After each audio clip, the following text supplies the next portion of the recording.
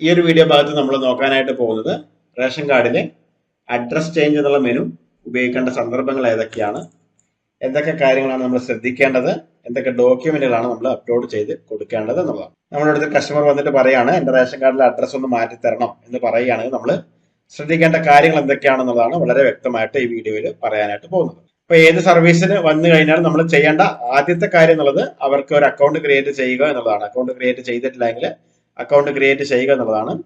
അത് റേഷൻ കാർഡിന്റെ ഫസ്റ്റ് ഭാഗത്ത് നമ്മൾ നോക്കിയിട്ടുണ്ട്. അതിനുശേഷം ആ ഒരു യൂസർ ഐ ഡി പാസ്വേഡ് ഉപയോഗിച്ചിട്ട് ലോഗിൻ ചെയ്യുക. ലോഗിൻ ചെയ്ത് കഴിയുമ്പോൾ യൂസറിന്റെ ഡാഷ്ബോർഡിലോട്ട് നമ്മൾ വരും. ഇവിടെ നമുക്ക് റേഷൻ കാർഡ് സംബന്ധമായിട്ടുള്ള ഏത് സർവീസുകൾ ചെയ്യുന്നതിനും ഈ സർവീസസ് എന്നുള്ള മെനു ആണ് നമ്മൾ ക്ലിക്ക് ചെയ്യേണ്ടത്. ഓക്കെ, റേഷൻ കാർഡ് സംബന്ധമായിട്ടുള്ള എന്ത് സർവീസുകൾ നിങ്ങൾ ചെയ്യുമ്പോഴും ഈ സർവീസസ് എന്നുള്ള മെനു ആണ് നമ്മൾ ക്ലിക്ക് ചെയ്ത് കൊടുക്കേണ്ടത്. ഒരു പോപ്പപ്പ് വരും, അത് ക്ലോസ് ചെയ്ത് കൊടുക്കുക. പ്രത്യേകം ശ്രദ്ധിക്കേണ്ട കാര്യം എന്നുള്ളത് റേഷൻ കാർഡിന്റെ എല്ലാ സർവീസുകൾക്കും സെയിം ഫോർമാറ്റ് തന്നെയാണ് നമ്മൾ ഉപയോഗിക്കുക, ഒരേ മെത്തേഡ് തന്നെയാണ്.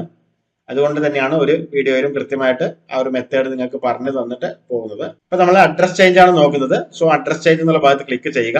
ഓക്കെ, ഇനി നമ്മൾ ശ്രദ്ധിക്കേണ്ട കാര്യം അഡ്രസ് ചേഞ്ച് ഏതൊക്കെ സന്ദർഭങ്ങളിലാണ് നമുക്ക് കൊടുക്കാനായിട്ട് സാധിക്കുക എന്നുള്ളത്. ഓക്കെ, ഒരാള് അഡ്രസ് ചേഞ്ചിന് വന്നു കഴിഞ്ഞാൽ നമുക്ക് ഏതൊക്കെ സന്ദർഭങ്ങളിൽ അഡ്രസ് ചേഞ്ചിന് കൊടുക്കാനായിട്ട് സാധിക്കും. അതിൽ നമുക്ക് കൊടുക്കാൻ പറ്റുന്ന സാഹചര്യം എന്നുള്ളത് ഒരേ താലൂക്കിൽ തന്നെ ആയിരിക്കണം അയാളുടെ പഴയ അഡ്രസ്സും പുതിയ അഡ്രസ്സും. ഒരേ താലൂക്ക് സപ്ലൈ ഓഫീസിന്റെ പരിധിയിൽ തന്നെ ആവണം പുതിയതും പഴയതുമായിട്ടുള്ള അഡ്രസ്സ്.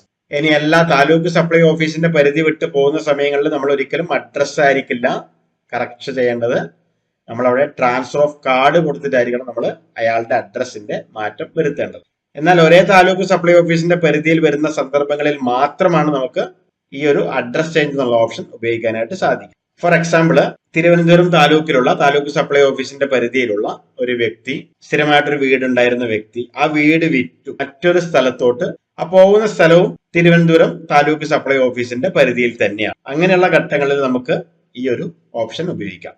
രണ്ടാമത്തെ കേസ് എന്നുള്ളത് അവർ വീടോ കാര്യങ്ങളോ ഒന്നും മാറുന്നില്ല, പക്ഷെ ഒഫീഷ്യലി ആയിട്ട് അവരുടെ പഞ്ചായത്തിലെ രേഖകളിൽ ഇവരുടെ വീട്ടുപേര് കാര്യങ്ങളൊക്കെ മാറ്റിയിട്ട്, സോ അങ്ങനെയുള്ള സമയങ്ങളിൽ നമുക്ക് ഈ ഒരു അഡ്രസ് ചേഞ്ച് ഉപയോഗിക്കാം. ഓക്കെ, ഈ രണ്ട് സന്ദർഭങ്ങളിൽ മാത്രമാണ് നമുക്ക് എന്ത് ചെയ്യാൻ പറ്റുക, അഡ്രസ് ചേഞ്ച് ഉപയോഗിക്കാനായിട്ട് സാധിക്കും. ഇനി അഡ്രസ് ചേഞ്ച് ഉപയോഗിക്കുന്ന സമയത്ത് നമ്മൾ അപ്ലോഡ് ചെയ്ത് കൊടുക്കേണ്ട ഡോക്യുമെന്റ് എന്നുള്ളത് മേൽവിലാസം തെളിയിക്കുന്ന രേഖ, അതായത് ഓണർഷിപ്പ് സർട്ടിഫിക്കറ്റ് ആണ്. ഇനി അല്ല വാടകക്കാരനാണെങ്കിൽ റെസിഡൻസ് സർട്ടിഫിക്കറ്റ് ആണ് നമ്മൾ അതിലേക്ക് ഉപയോഗിക്കേണ്ടത്. ഓക്കെ, അതായത് ഓണർഷിപ്പ് സർട്ടിഫിക്കറ്റ് അല്ലെങ്കിൽ റെസിഡൻസ് സർട്ടിഫിക്കറ്റ്, താമസ സർട്ടിഫിക്കറ്റ്. ഈ രണ്ട് കാര്യങ്ങളാണ് നമുക്ക് ഇതിലേക്ക് അപ്ലോഡ് ചെയ്ത് കൊടുക്കാനുള്ളത്. വേറൊന്നും ഇതിലേക്ക് അപ്ലോഡ് ചെയ്ത് കൊടുക്കാൻ ഇല്ല. നിലവിൽ നമുക്കിവിടെ അവരുടെ റെക്കോർഡിലുള്ള പേര് ഇവിടെ വന്നിട്ടുണ്ടാവും. അത് നമുക്ക് വേണമെങ്കിൽ ഇവിടെ ചേഞ്ച് ചെയ്ത് കൊടുക്കുക.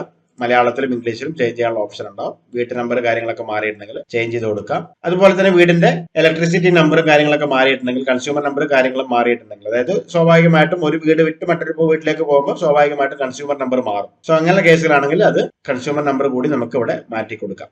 അതിനുശേഷം സെലക്ട് റീസൺ എന്നുള്ള ഭാഗത്ത് താമസം മാറുക എന്നുള്ള ഓപ്ഷൻ സെലക്ട് ചെയ്യാം. ഇനിയെല്ലാം ഞാൻ നേരത്തെ പറഞ്ഞ രണ്ടാമത്തെ കേസുകളാണ്. പഞ്ചായത്തിലെ റെക്കോർഡിൽ തിരുത്തുകയാണെങ്കിൽ സ്വമേധയാ വീട്ടുപേര് തിരുത്തുക എന്നുള്ള ഓപ്ഷൻ സെലക്ട് ചെയ്യുക. അതിനുശേഷം സേവ് ഭാഗത്ത് ക്ലിക്ക് ചെയ്യുമ്പോൾ ഇവിടെ ചൂസ് ഡോക്യുമെന്റ് എന്നുള്ള ഭാഗത്ത് മേൽവിലാസം തെളിയിക്കുന്ന രേഖയിൽ ഈ പറഞ്ഞിരിക്കുന്ന ആളുടെ ഓണർഷിപ്പ് സർട്ടിഫിക്കറ്റോ അതുമല്ലെങ്കിൽ റെസിഡൻസ് സർട്ടിഫിക്കറ്റ് അപ്ലോഡ് ചെയ്ത് കൊടുക്കും. അതിനുശേഷം അപ്ലോഡ് ചെയ്യുന്ന ഫയലുകളെല്ലാം തന്നെ PDF ആയിരിക്കണം. അതിനുശേഷം നമ്മൾ സബ്മിറ്റ് ചെയ്യുമ്പോൾ ഒരു പ്രിന്റ് ലഭിക്കും. ആ പ്രിന്റ് കസ്റ്റമർക്ക് കൊടുക്കുക. കസ്റ്റമറുടെ ആരാണോ കാർഡ് ഉടമ അവരുടെ നിന്ന് ഒരു ഒപ്പ് വാങ്ങിക്കുക. കാർഡ് ഉടമ തന്നെ വേണമെന്ന് യാതൊരു നിർബന്ധമില്ല, ഒരു ഒപ്പിടുക. അതിനുശേഷം അത് സ്കാൻ ചെയ്ത് അപ്ലോഡ് ചെയ്ത് കൊടുക്കുന്നതോടുകൂടി ഫൈനൽ സബ്മിറ്റ് കൂടി നടത്തുന്നതോടുകൂടി ഒരു അപേക്ഷ താലൂക്ക് സപ്ലൈ ഓഫീസിലോട്ട് ഫോർവേഡ് ആവുന്നതാണ്. പേയ്മെന്റ് കാര്യങ്ങളൊന്നും റേഷൻ കാർഡിന്റെ സർവീസിൽ ഇല്ല എന്നുള്ള കാര്യം പ്രത്യേകം ശ്രദ്ധിക്കും. ഈ ഒരു രീതിയിലാണ് നമ്മൾ അഡ്രസ് ചേഞ്ചിനുള്ള അപേക്ഷ കൊടുക്കുന്നത്.